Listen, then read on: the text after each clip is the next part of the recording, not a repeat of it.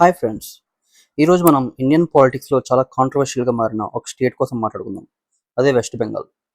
ఒకప్పుడు Indian industrial capital, intellectuals land, culture, literature, ఎకానమీలో దేశానికి డైరెక్షన్ ఇచ్చిన వెస్ట్ బెంగాల్ ఇప్పుడు ఎందుకు political violence, women safety issues, illegal immigrations, corruption scams, religious tensions and unemployment వంటి విషయాల్లో న్యూస్లో ఉంటుంది. మమతా బెనర్జీ పొలిటికల్ జర్నీ ఎలా స్టార్ట్ అయింది? ఎలా ఒక కాంగ్రెస్ లీడర్ నుండి బెంగాల్ మోస్ట్ పవర్ఫుల్ సీఎంగా మారింది? 15 సంవత్సరాల పాలన తర్వాత బెంగాల్ ప్రజలు ఎందుకు టీఎంసీని బీజేపీతో రీప్లేస్ చేశారు? అదేవిధంగా లెఫ్ట్ పార్టీస్ అండ్ కాంగ్రెస్ ఈ ఓటమి నుండి ఏం నేర్చుకోవాలి? కంప్లీట్ ఎనాలిసిస్ చేద్దాం. Please stay with me. Mamata Banerjee రాజకీయ జీవితాన్ని 1970లో కాంగ్రెస్ పార్టీతో ప్రారంభించారు. ఆమె చాలా సాధారణ కుటుంబం నుంచి వచ్చి స్టూడెంట్ పాలిటిక్స్ ద్వారా చాలా పేరు సంపాదించారు. 1984లో మొదటిసారి లోక్సభకు ఎన్నికై జాతీయ స్థాయిలో గుర్తింపు పొందారు. ఆమె పొలిటికల్ స్టైల్ చాలా అగ్రెసివ్గా ఉండేది. ఎక్కువగా ర్యాలీస్, డైరెక్ట్ పబ్లిక్ కనెక్షన్ మీద కాన్సన్ట్రేట్ చేసేవారు. 1990లో కాంగ్రెస్ వీక్ అవుతుండగా ఆమె తనకంటూ ఒక పొలిటికల్ పొజిషన్ని తీసుకొచ్చుకున్నారు. 1997లో కాంగ్రెస్ నుంచి బయటకు వచ్చి ఆల్ ఇండియా తృణమూల్ కాంగ్రెస్ పార్టీని స్టార్ట్ చేశారు. 2006లో సింగూర్, 2007లో నందిగ్రామ్ ఉద్యమాలు బెంగాల్ పాలిటిక్స్ని పూర్తిగా చేంజ్ చేశాయి. టాటా నానో ప్రాజెక్టుకి ల్యాండ్ ఎక్విజిషన్ చేయడాన్ని టీఎంసీ పెద్ద ఎత్తులో వ్యతిరేకించింది. ఈ మూవ్మెంట్ వల్ల టీఎంసీకి బెంగాల్ విలేజెస్లో మ్యాసివ్గా గ్రోత్ వచ్చింది. మమతా బెనర్జీకి పవర్ ఇస్తే బెంగాల్లో పరిశ్రమలు, యువతకు ఉద్యోగాలు, రాజకీయ హింస తగ్గడం, మళ్ళీ బెంగాల్ అభివృద్ధి పదంలో నడుస్తుందనుకున్న ప్రజలు టీఎంసీకి ఓటు వేశారు. ఆ విధంగా మమతా బెనర్జీ 2011లో చరిత్ర సృష్టిస్తూ 34 సంవత్సరాల లెఫ్ట్ ఫ్రంట్ ప్రభుత్వాన్ని ఓడించి చీఫ్ మినిస్టర్ అయ్యారు. 2011లో మమతా బెనర్జీ చీఫ్ మినిస్టర్ అయిన తర్వాత యాక్చువల్గా వెస్ట్ బెంగాల్లో ఏం జరిగింది? ఇప్పుడు 2026లో జరిగిన ఎలక్షన్స్లో మమతా బెనర్జీ పవర్ ఏ విధంగా కోల్పోయిందన్నది ఇప్పుడు క్లారిటీగా అనలైజ్ చేద్దాం. వెస్ట్ బెంగాల్లో 2012లో జరిగిన park street gang rape case దేశాన్ని చాలా పెద్ద షాక్కి గురి చేసింది. పార్క్ స్ట్రీట్ నైట్ క్లబ్లో నుంచి వస్తున్న ఒక మహిళను లిఫ్ట్ ఇస్తామని నమ్మించి మూవింగ్ కార్లో 5గురు గ్యాంగ్ రేప్ చేశారు. ఈ ఇన్సిడెంట్లో మమతా బెనర్జీ విక్టిమ్కి సపోర్ట్ చేయకుండా ఇదంతా ఒక స్టేజ్డ్ ఇన్సిడెంట్ అని చెప్పి అపోజిషన్ ప్లాన్ చేసిందని చెప్పడంతో నేషన్ వైడ్గా బ్యాక్లేష్ వచ్చింది.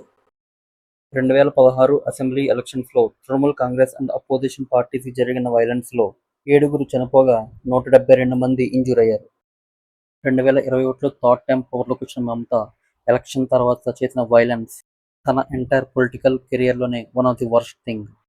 టీఎంసీ గుండాలు ఉమెన్, చిల్డ్రన్, ఓల్డ్ అని ఎవరిని చూడకుండా అటాక్ చేశారని, ఎన్నో ప్రాపర్టీస్ని డిస్ట్రాయ్ చేశారని అపోజిషన్ పార్టీస్ అయిన కాంగ్రెస్, సిపిఐ, బీజేపీ కంప్లైంట్ చేశాయి. ఈ వైలెన్స్లో అట్లీస్ట్ 6గురు చనిపోగా 1000కి పైగా ఇంజూర్ అయ్యారు. ఈ వైలెన్స్ వల్ల at least 300 BJP workers and local leaders బెంగాల్ని వదిలి అస్సాం పోవాల్సి వచ్చింది. 2024లో జరిగిన సందేశ్ ఖాళీ వైలెన్స్ ఇండియా మొత్తం హెడ్లైన్స్లో వచ్చింది. టీఎంసీ లీడర్ అయిన షేక్ షాజహాన్ ఇంటిపై రైడ్కి వెళ్ళిన ఈడీ ఆఫీసర్పై అటాక్ చేశారు. ఇన్వెస్టిగేటింగ్ మెటీరియల్స్ అన్నిటినీ డిస్ట్రాయ్ చేశారు. ఈ వైలెన్స్లో ఎంతోమంది ఆడవాళ్ళపై సెక్షువల్గా హెరాస్మెంట్ జరిగిందని కంప్లైంట్స్ వచ్చినా మమతా బెనర్జీ పట్టించుకోలేదు. ఈ ఇన్సిడెంట్ తర్వాత బెంగాల్ లా అండ్ ఆర్డర్పై దేశవ్యాప్తంగా క్వశ్చన్స్ వచ్చాయి. RG Kar medical college rape and murder. Mamata Banerjee decline start అయింది ఈ ఇన్సిడెంట్ తర్వాతే అని చెప్పుకోవచ్చు. 31 ఇయర్స్ ఫీమేల్ పోస్ట్ గ్రాడ్యుయేట్ డాక్టర్ని రేప్ చేసి గొంతు నలిమి చంపేశారు. Medical college junior doctors 42 days strike చేసి సిబిఐ ఎంక్వైరీ కావాలన్నారు. ఈ ఇన్సిడెంట్పై ఇండియా మొత్తం ప్రొటెస్టులు జరిగాయి. ఈ ఇన్సిడెంట్లో మమతా బెనర్జీ విక్టిమ్కి కాకుండా మెడికల్ కాలేజ్ వాళ్ళకి హెల్ప్ చేశారని, ప్రూఫ్స్ని డిస్ట్రాయ్ చేయడానికి ట్రై చేశారని ఎలిగేషన్స్ వచ్చాయి. ఉమెన్ 8 తర్వాత బయటికి వెళ్ళకూడదని, ఇంట్లోనే ఉండాలని ఆవిడ చేసిన కామెంట్స్కి నేషన్ వైడ్గా చాలా బ్యాక్లాష్ వచ్చింది. ఈ ఇన్సిడెంట్ తర్వాత వెస్ట్ బెంగాల్లో ఉమెన్ సేఫ్టీపై చాలా కన్సర్న్స్ రేజ్ అయ్యాయి. Local women leaders, opposition parties Mamata Banerjee రెస్పాన్స్ని కండెమ్ చేశాయి. 2025 ఏప్రిల్లో ముషీరాబాద్లో జరిగిన యాంటీ వక్ఫ్ బోర్డ్ ప్రొటెస్టులు చాలా కాంట్రవర్షియల్ అయ్యాయి. టీఎంసీ వర్కర్స్ ముందుగా నల్ల ఇంక్తో మార్క్ చేయబడిన హిందువుల ఇళ్లని, వాళ్ళ షాప్స్ని డిస్ట్రాయ్ చేశారు. 120 హిందూ ఫ్యామిలీస్ని టార్చర్ చేశారు. షంషేర్జంగ్ విలేజ్లో తండ్రి కొడుకులైన గోవింద్ అండ్ చందన్ దాస్ని వాళ్ళ ఇంట్లో నుంచి బయటకు తీసుకొచ్చి చంపేశారు. ఎన్నో టెంపుల్స్ని డిస్ట్రాయ్ చేశారు.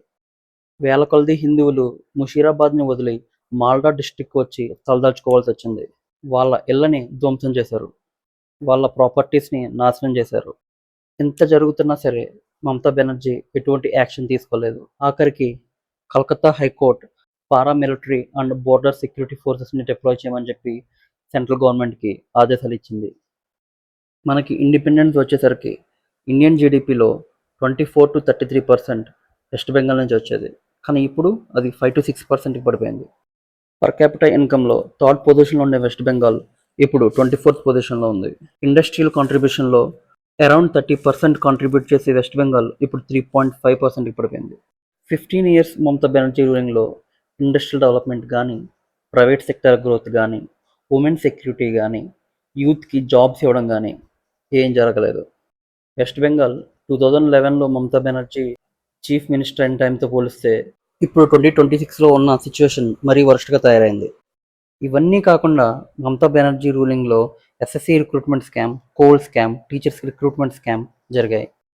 ఈ స్కామ్స్ వల్ల యూత్లో అన్ఎంప్లాయ్మెంట్ చాలా ఎక్కువైంది. యూత్ మొత్తం బెంగళూరు, హైదరాబాద్, పూణే, గుజరాత్ లాంటి సిటీస్కి మైగ్రేట్ అవ్వడం స్టార్ట్ చేశారు. తన పవర్ని కాపాడుకోవడానికి మమతా బెనర్జీ ఇండియా సెక్యూరిటీనే పణంగా పెట్టిందని ఆవిడపై ఎలిగేషన్స్ వచ్చాయి. బంగ్లాదేశ్, మయన్మార్ నుంచి ఇల్లీగల్ ఇమిగ్రెంట్స్ని ఇండియాలోకి అలౌ చేసిందని చెప్పి, వారికి Aadhaar cards, voter IDs and ఉండడానికి ప్లేసెస్ని ప్రొవైడ్ చేసిందని చెప్పి ఎలిగేషన్స్ వచ్చాయి. ఇలా ఇల్లీగల్గా ఇండియాలోకి వచ్చిన ఇమిగ్రెంట్స్ లోకల్ ఇండియన్స్పై అటాక్ చేయడం, వాళ్ళ ప్రాపర్టీస్ని ఆక్రమించడం ఆర్ డిస్ట్రాయ్ చేయడం జరిగింది. ఈ విధంగా ఇండియన్ సావరిటీ చాలా దెబ్బతింది. ఒక బంగ్లాదేశ్ నాయకుడైతే వెస్ట్ బెంగాల్ని ఇండియా నుంచి విడగొట్టి సెపరేట్ కంట్రీగా డిక్లేర్ చేయమని, అలా చేయడానికి 17 కోట్ల మంది బంగ్లాదేశీయులు మమతా బెనర్జీకి సపోర్ట్ చేస్తారని పబ్లిక్ అని డిక్లేర్ చేశాడు. 2026 ఎలక్షన్స్లో బీజేపీ గెలవగానే 2 బీజేపీ నాయకుల్ని టెర్రరిస్టులు కాల్చి చంపారు. ఇటువంటి అసాంఘిక కార్యక్రమాలు చేయడానికి టీఎంసీ గవర్నమెంట్ ఫండింగ్ చేస్తుందని చెప్పి పెద్ద ఎత్తున ఎలిగేషన్స్ వచ్చాయి. 15 సంవత్సరాల మమతా బెనర్జీ పాలనలో వెస్ట్ బెంగాల్ టెర్రరిస్టులకి హబ్గా మారింది. అక్రమంగా వచ్చిన ఇల్లీగల్ ఇమిగ్రెంట్ సహాయంతో మమతా బెనర్జీ అండ్ ఆవిడ రిలేటివ్ అయిన అభిషేక్ బెనర్జీ వెస్ట్ బెంగాల్ ప్రజల్ని హింసించడం స్టార్ట్ చేశారు. తమకు ఓటు వేసి గెలిపించకపోతే ఎవరిని బతకనివ్వమని, వాళ్ళ జీవితాన్ని నాశనం చేస్తామని పబ్లిక్ గానే బెదిరించడం స్టార్ట్ చేశారు. ఇవన్నీ చూసిన వెస్ట్ బెంగాల్ ప్రజలు 2026 ఎలక్షన్స్లో టీఎంసీని కాకుండా బీజేపీని చూస్ చేసుకున్నారు. వెస్ట్ బెంగాల్ మమతా బెనర్జీ టెన్యూర్లో టాప్ కరప్టెడ్ స్టేట్గా నిలిచింది. అన్ని డిపార్ట్మెంట్స్ని తన కంట్రోల్లోనే ఉంచుకుని మిగిలిన ఎమ్మెల్యేస్కి ఎటువంటి పవర్ ఇచ్చేది కాదు. ఆర్జికర్ రేప్ కేస్ సిచ్యువేషన్లో హెల్త్ మినిస్టర్ అయిన Mamata Banerjee chief minister and home minister అయిన మమతా బెనర్జీపై ప్రొటెస్టులు చేసింది. ఎంటైర్ ఇండియాలో Bengal politics and law and order కామెడీగా తయారైంది. టీఎంసీ గుండాలు అండ్ లోకల్ పోలీస్ ఆర్జీ రేప్కర్ కేస్ విక్టమ్ మదర్ని హెరాస్ చేశారని కంప్లైంట్స్ వచ్చాయి. టీఎంసీ వల్ల నష్టపోయిన వాళ్ళలో రేఖా పాత్ర, రత్నా దేవనాథ్, కలితా మాజీ ఎమ్మెల్యేస్గా గెలిచారు. వెస్ట్ బెంగాల్ ఇండియన్ సెక్యూరిటీకి చాలా ఇంపార్టెంట్ స్టేట్. ఎందుకంటే బంగ్లాదేశ్తో లాంగ్ బార్డర్ని షేర్ చేసుకుంటుంది. సో ఈ స్టేట్లో ఒక స్ట్రాంగ్ గవర్నమెంట్ లైక్ బీజేపీ ఉండడం ఇండియాకి చాలా అవసరం.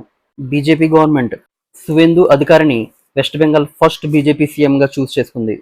బీజేపీ పవర్లోకి వచ్చిన కొద్ది రోజుల్లోనే ఇండియా బంగ్లాదేశ్ బార్డర్లో ఫెన్సింగ్ వేయడానికి బార్డర్ సెక్యూరిటీ ఫోర్స్కి ల్యాండ్ని శాంక్షన్ చేశారు.